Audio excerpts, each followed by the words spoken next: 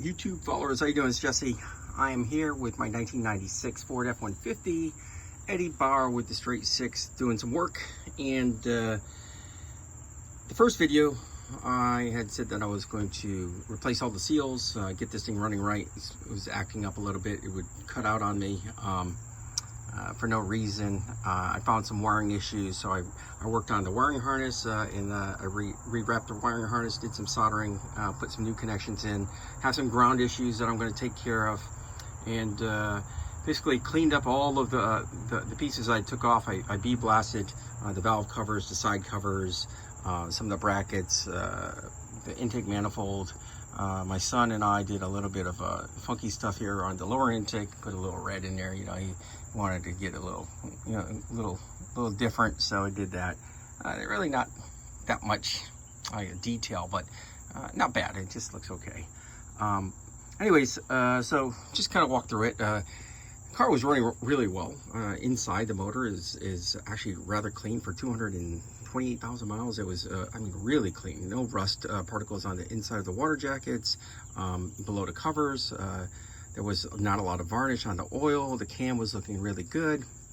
Everything looked really good on this motor, and so I decided to put the time in it so we can get going. It's taken me a little while though. It's because there's, you know, some parts that are hard to get, and obviously you have to wait for parts after you order them. So some of the parts that were hard to get, and I've just kind of given up on them, is the emissions parts. I was going to, you know, put the EGR back on, but the EGR pipe is available. However, an original manifold is not. And then in addition to that, I had an issue with the EGR system, is because the coupler was a little bit different. And I think 96 was a kind of a special year, and they had just different options for California emissions versus the other ones. And I'm just not going to spend hundreds and hundreds of dollars to get the EGR to work. I'm going to find a way to at least simulate the EGR operation. This is not an electronic one, but I don't think it's really going to affect the operations too much. In addition to that, the smog pump lines were rusted and broken, and that's like 150 bucks. And I just didn't want to spend the money on that. So I was just going to clean up the motor bay a little bit and put it back together, and hopefully get it running and give it many years of service. So what have I done? Timing chain cover. Timing chain was actually not timing chain, but the timing gears were really good, actually. Just cleaned that up, bead blasted it, painted it. Same thing with the dampener. Dampener was in great shape too. Bead blasted that, painted that, and I had new ones, and I just didn't think swapping out the original for a Chinese aftermarket was going to be better. So I kept the original parts, just because nothing wrong with them. I was going to keep them. Changed the motor mounts over here on this side and the other side. A little bit of pain in the butt. Oil pan was a little bit hard, but with everything off, it wasn't that difficult. I just had to have my engine crane here, and I just lifted it up and high enough, and I didn't really have any issues, is because the valve cover and intake were off. So taking the oil pan off wasn't that difficult. While I was down there, changed out the oil pump. Oil pump wasn't in bad shape, but you know, it's just one of those preventive maintenance things. I was going to change the oil pump. One thing I did notice when the car was running was that oil switch, it was leaking, and we replaced that. So all of the major switches I replaced. I got the coolant temperature switch over here, and the coolant temp switcher in the back. One for fuel injection, one for the gauge. Both of them replaced. In addition to that, I had the distributor is fairly new. Put a new coil on it. The condenser is the original one that came off of the coil. The computer is the original computer. Wiring harnesses have been fixed. I put new connectors on several of the parts here, because the connectors just get dry and they crack, and they've been broken over the course of time, but now every one of them is fine. On the other side, got the new bracket, not the new bracket, but replaced the bracket here. I have one new exhaust manifold in the back. I got two brand new O2 sensors. I did not, there's a couple things. I didn't want to destroy the parts that I had, so just in case I wanted to revert back, or if I get run into a set of exhaust manifolds and I wanted to go back to the air pump, I'm not going to destroy the parts. So if I have to go back. So what I did was I just blocked this up, and it's hard to get something that's going to fit this and hold the heat. So I happened to get a Toyota lug nut. And what I'll do is I'll fill this up and I'll paint it so it doesn't look so kind of gaudy. But got the new O2 sensors, and I rewired the starter wires. Came back up here and basically protected the wires, just because over the course of time, you know, they've been replaced and they just weren't replaced very well. Ensuring that all the ground straps are good to go. That ground strap right there is broken, so I bought some of these right here, and I will put new ground straps on it so I don't have any issues with the grounds. With respect to the vacuum, since I'm pulling out some of the air pump stuff, I'm going to cap off some of the vacuum. I'm going to use some of the vacuum pieces to simulate the EGR. But aside from that, it's going to be a little bit cleaned up, but I'm going to make sure that we have the vacuum tree taken care of.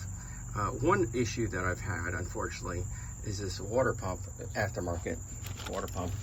It's a little bit different than the original, and see, it's a little loose here. So I'm going to have to epoxy this in, and it's a tight clearance. It's because you have the actual engine lift here, and then you have the water neck / thermostat housing here. So this is a fitting right here, and I marked it, but it doesn't take very much to be off. So I had to make a couple adjustments to this, but this is perfect now.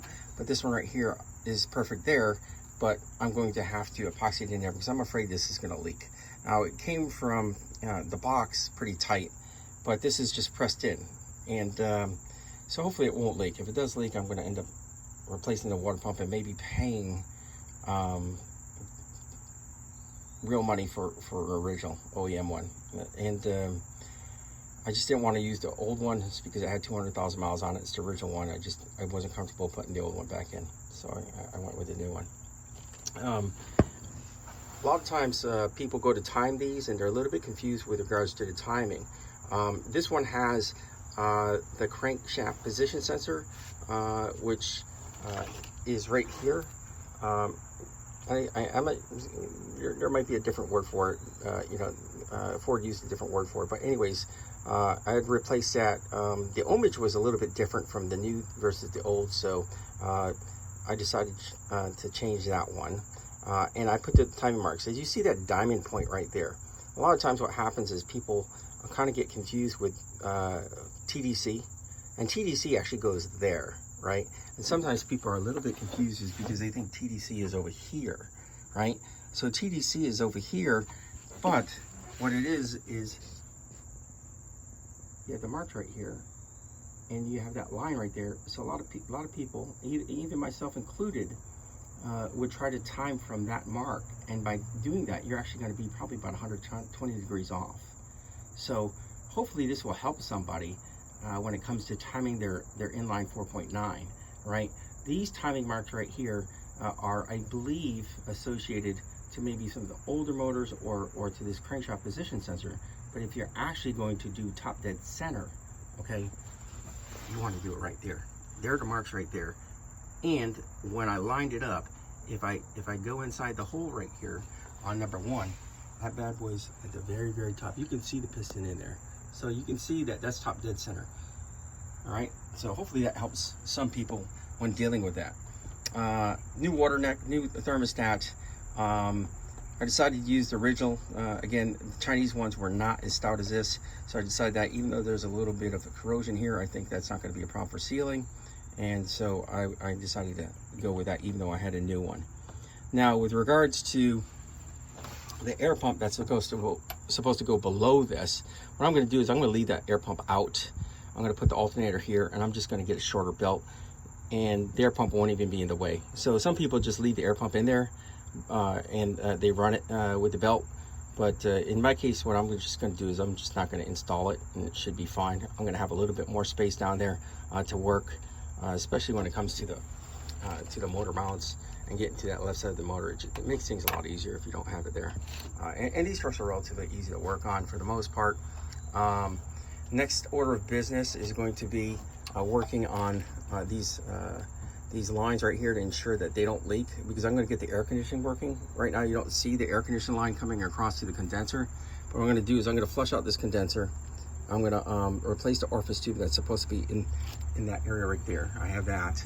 I'm going to flush out the evaporator, and get this AC working. I know that the compressor is good, so we're going to get this operational. And I'm excited. It's because I've had this truck for about 5 years. It's a decent little truck. It's a short bed, Eddie Bauer straight six, which is kind of not rare, which is a little bit rare. And you know, it's not perfect, but it's fairly straight. It's not bad, and it's got the lovely 5-speed in here. I have the original seat, but look at that 5-speed. Can't go wrong with that. This thing has torque for days, right? Torque for days. I can drive, you know, 60 miles an hour in third gear, right? Fourth gear and overdrive is truly an overdrive. You're at 75 miles an hour. You're not really pulling too many RPMs. So it's a really nice truck. It rides well. Got the new fan, got the new clutch. Make sure that I'm not overheating. And I might even try to paint this myself. Who knows? I'm excited to get this truck running. So I have 2 reliable trucks. I have a little flare side, and then I have a short bed. And I have some wheels for this. I have some lightning wheels. I'm not sure if I'm going to put them on, but these are the old aluminum Alcoas, which are nice. I clean these up. We'll see which ones look better, and we'll go with that. Okay, well, we're 11 minutes into the video. I hope that you liked it and enjoyed the video. This is one of Ford's finest trucks, I believe. The OBS trucks are really reliable. I think they're built Ford tough, unlike today's trucks that are not that good. I'll get to the suspension, but when driving this truck with 225,000 miles or whatever, well over 200,000 miles, it rides well, and I'm quite impressed with it. The frame has surface rust, but that's all it is, surface rust. It's still pretty solid. So anyways, 12 minutes in. Thanks for watching. If you liked it, give me a thumbs up. I'm out.